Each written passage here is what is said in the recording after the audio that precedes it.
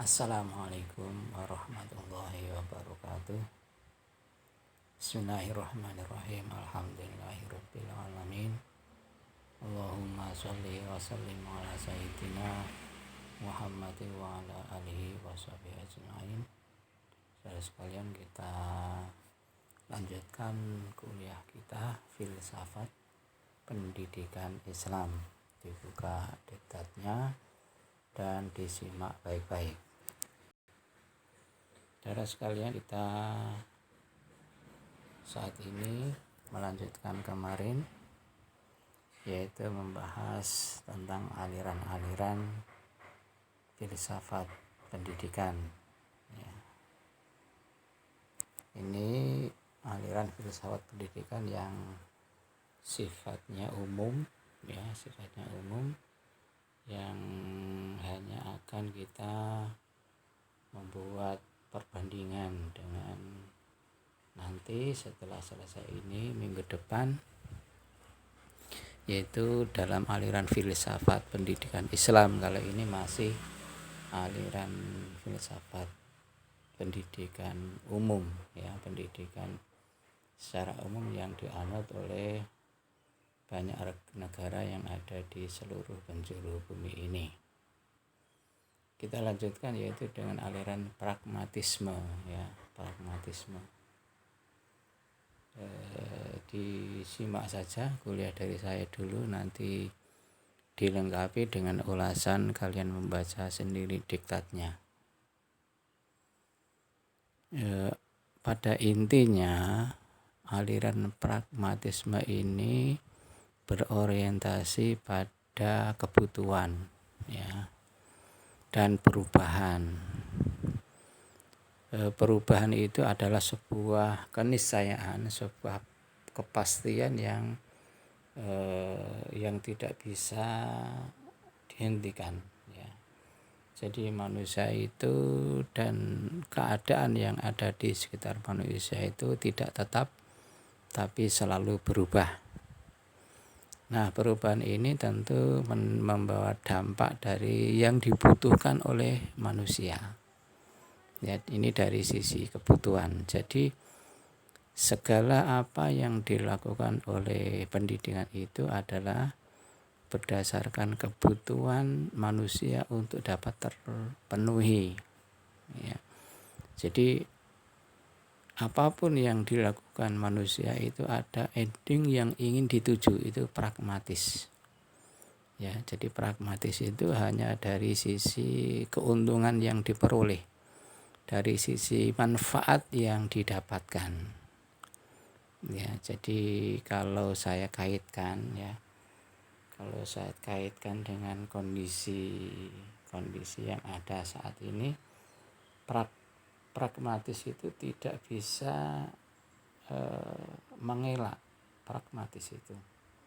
Walaupun kadang-kadang karena ini belajar filsafat, maka saya bicara agak ekstrim, agak umum, ini agak sifatnya mengolah pemikiran ini wajar-wajar saja. Kalau saya kaitkan dengan konsep ikhlas dalam Islam, ikhlas, kita semuanya kan harus ikhlas dalam bertindak. Ikhlas ini merupakan pokok kunci yang langsung akan terlindungi, oleh Sang Kholik. Ini ikhlas, Ini dalam konsep Islam dulu, Qala rabbi awaitani la uzayyinanna lahum ajma'in. Begitu kira-kira Qur'annya. Siapa yang tidak patah hafal ini? Illa ibadaka minhumul mukhlasin, begitu. La uzayyinanna lahum ajma'in illa ibadaka minhumul mukhlasin. Ya Allah, karena Engkau telah mengutuk saya, kata iblis begitu, setelah divonis wa kana minal kafirin, maka akan aku sesatkan mereka semua tanpa kecuali illa ibadaka minhumul mukhlasin, kecuali hamba-hambamu yang ikhlas. Jadi ikhlas ini dalam Al-Quran ini tidak bisa digoda oleh setan. Ya setan sudah ngomong sendiri. Kenapa sih kok ikhlas ini tidak bisa digoda oleh setan? Karena ikhlas ini hanya semata-mata karena Allah. Karena sudah karena Allah, maka akhirnya yang melindungi ya Allah. Tidak ada liane. Maka lawan dari ikhlas adalah riya. Ya. Riya itu termasuk syirik asghar itu kan seperti itu. Ya, syirik asghar, riya itu. Karena beribadah tidak untuk Allah, jadi kan otomatis dalam tanda kutip menyekutukan ya. Makanya syirik asghar bahaya itu, jangan dikulinakno. Nah, tapi dalam pragmatis ini, karena saya bicara filsafat, kita ini juga masuk ke arah sana begitu. Ya. Contoh saja begini, kamu sekarang ini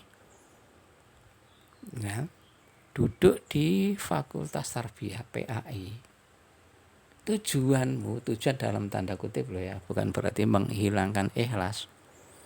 Itu agar nanti setelah selesai kuliah, ini pragmatis ini.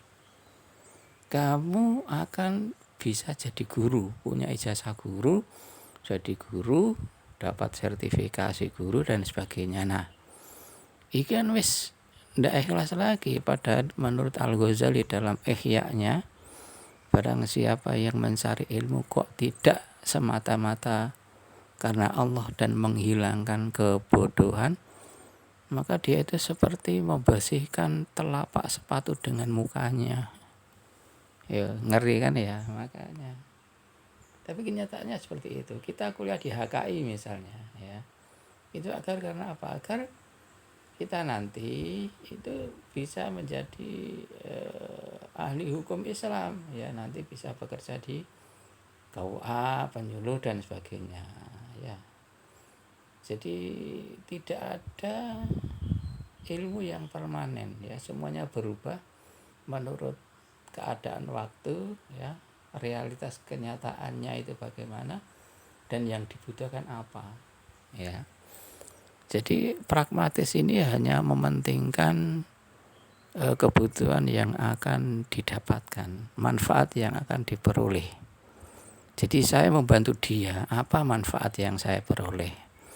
Kalau dalam beragama, saya melaksanakan ibadah, apa manfaat yang diperoleh. Ini kaum pragmatisme.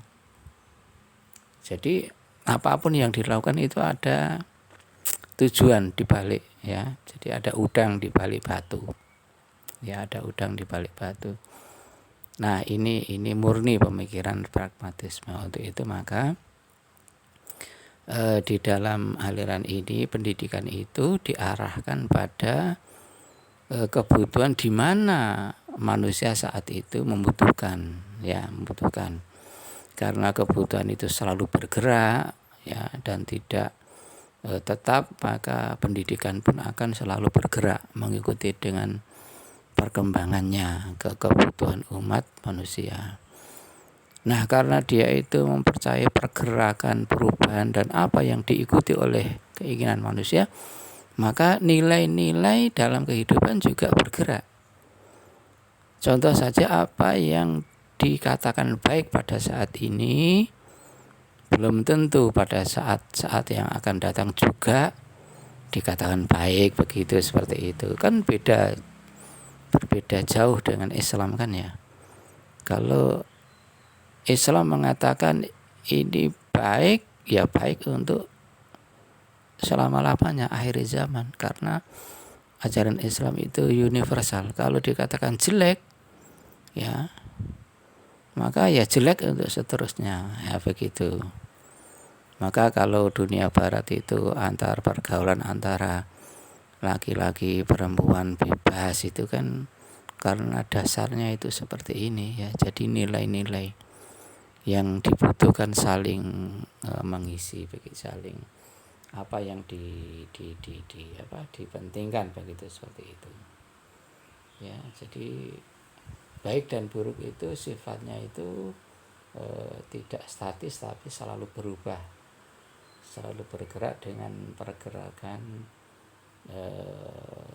zaman, ya. Jadi antara materi pembelajaran, ya, dengan metode pembelajaran itu harus diarahkan pada keaktifan anak didik, ya. Jadi tidak boleh menghilangkan keaktifan anak didik. Jadi orientasinya itu pada apa yang dibutuhkan oleh anak. Ya, kalau memang kecerdasan pada waktu sekarang dengan pada waktu nanti itu berbeda, maka itu pun juga harus disesuaikan dengan metode pembelajarannya, ya. Jadi anak-anak harus diikut sertakan, ya, diikut sertakan dalam penyusunan penyusunan kependidikan, ya. Dari sini memang arahnya adalah tujuannya untuk bagaimana agar mereka terlibat secara aktif di dalam mulai penyusunannya sampai pada praktek pelaksanaannya. Ini anak-anak harus dilibatkan, ya, sehingga dengan demikian maka kalaupun toh ada kesulitan di dalam pembelajaran ini, anak-anak harus dilibatkan untuk bagaimana dia itu bisa mendapatkan pembelajaran dengan sebaik-baiknya, begitu. Jadi pragmatisme ini berorientasi pada perubahan yang terus saja berjalan dan tidak akan pernah berhenti. Karena perubahan terus berjalan, maka kebutuhan untuk menuntut adanya penyesuaian perubahan itu adalah merupakan tujuan daripada pragmatisme ini. Apa yang didapatkan, manfaat apa yang diperoleh, itulah yang menjadi orientasi pada aliran pragmatisme. Yang berikutnya, yang terakhir adalah eksistensialisme, ya. Eksistensi aliran ini, ya, adalah aliran dalam pendidikan yang berorientasi pada aktivitas manusia. Jadi eksistensi seseorang ini tergantung pada aktivitasnya. Jadi kalau orang ini diam, tidak punya kegiatan apa-apa dan tidak punya aktivitas, maka tidak punya eksistensi. Dalam dunia nyata, kalau tadi pragmatisme kita juga agak sedikit nyerempet ke sana, eksistensi juga sama. Kita juga bisa jadi yang akan kita ambil sisi positifnya, ya, itu bisa jadi masuk, ya, walaupun nyerempet begitu, ya. Jadi kalau ada istilah pepatah la yamutu wala yahya, seolah-olah seperti itu. Jadi jangan seperti itu, ya. Jadi seseorang dikatakan hidup kok ndak hidup, ndak ada manfaatnya. Dikatakan mati kok masih bernafas, ya, begitu. Ini cambuk bagi kita untuk kita ini bisa mempunyai eksistensi, ya, kegiatannya. Jadi aliran ini sangat aktif di dalam mengeksplor dirinya. Jadi dia berpikir dan bertindak, menemukan segala sesuatu yang menjadi objek penelitiannya.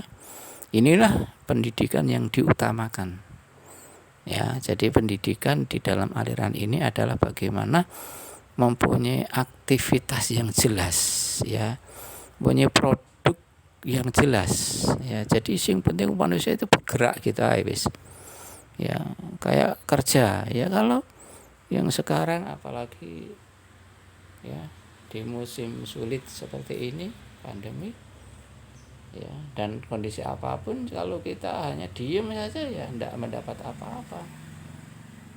Loh Pak, burung aja sudah dijamin rezekinya. Ya, burung dijamin rezekinya, tapi ingat, ya, burung itu bergerak, ya, dia terbang pagi hari, ya, bergerak itu, kemudian sore hari pulang dalam kondisi perut kenyang, kan begitu hadis bunyinya.